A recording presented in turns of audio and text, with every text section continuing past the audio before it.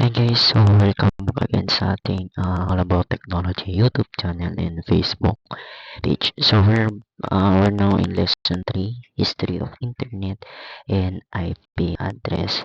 So ang unang pag-usapan natin is yung basic concept muna sa IP address. So andyan yung definition and yung isang frequently asked question, and then yung susunod na last topic is yung different types of IP address. So by next lesson or next upload is ano natin yung sa conversion ng IP address. So medyo mahaba-haba yun. Kaya hindi ko. So nandyan is yung definition of IP address. So ano nga ba yung IP address? So IP address is a unique address that identifies a device on a network.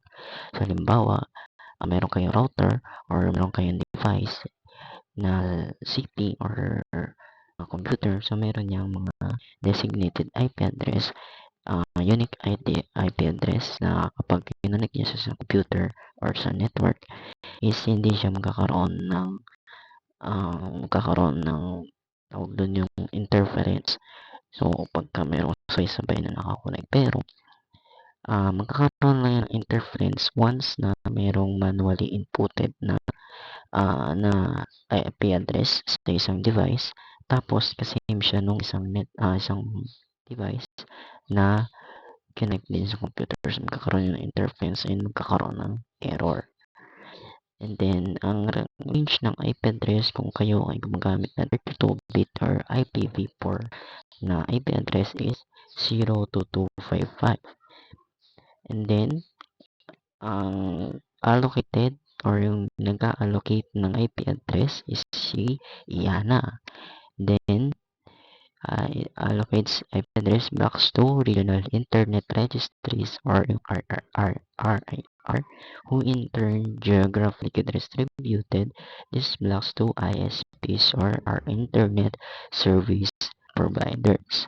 Then to generate individual addresses for their customers, ISPs typically use a technique called DHCP or Dynamic Host Configuration Protocol. So ito, may question dito, is IPv6 addresses or 128-bit numbers are your MAC address. So kung makikita nyo ito sa full module ng IT Infrastructure Lesson 3, meron dun sa baba yung MAC address.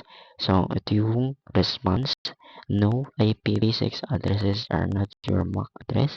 Although both serve as unique identifiers, they operate at different layers of the network model and have distinct function. So, doon na natin puputulin yung iba dyan. Hindi na siya masyadong yung information.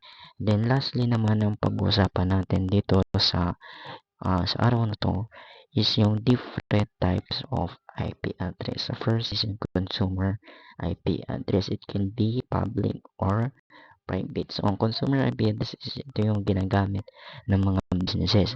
So, halimbawa ay yung online shopping or yung mga electronic yung mga online shopping yan, di ba? Yung mga Shopee, Lazada, Shein, or what. Then, sunod naman is a dynamic IP address. Ito yung napapalitan. So, sabihan natin kanina, ang IP address is napapalitan. Pwede siyang manually inputted. So, pag halimbawa, meron kayong computer, diretso kayo sa command prompt. And then, click nyo yung type nyo ipconfig, then pwede nyo siyang palitan dun sa network, dun sa may control panel, sa may settings na papuntan nyo dun. And then lastly is yung static IP address, which is yung fixed. Ito yung ginagamit ng mga servers or ng mga websites na merong IP address na static. So, yun lang muna yung ating lesson ngayon sa ating IP address. So, by next recording is yung conversion naman ng binary to decimal or vice versa. So, ano naman yun? Kasama naman yun sa curriculum ng IT Infras. Yun ang ituro sa mga students. Kung siyempre, kung nalimutan na yung conversion dun sa ITC, is ituturo ulit sa IT Infras yung conversion ng binary to decimal, then vice versa. So, madali lang naman yun.